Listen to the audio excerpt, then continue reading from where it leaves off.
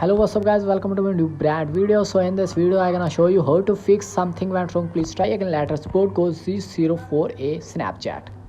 If you are facing this problem, so watch this video. Let's get started this video without wasting time. Firstly, go back home screen and enter into the mobile settings. If you are Android user, so just enter into the mobile settings and click on app application and enter into the Snapchat.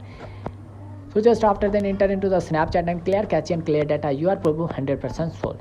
If you are iPhone user, so just enter into the mobile settings and scroll down here you see general option. So just enter into the general option and scroll down, click on iPhone storage. After then click on iPhone storage and scroll down and search it Snapchat and enter into the Snapchat app.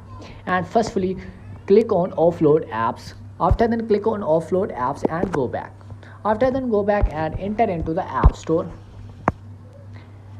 and enter into the app store. Here you see loading and type on search bar and search Snapchat. Search Snapchat and check it your Snapchat is updated or not updated. If your Snapchat is not updated, so firstly update your Snapchat app and your problem 100% solved. If my video was helpful, so like, share and subscribe my channel. Thanks for watching for my video.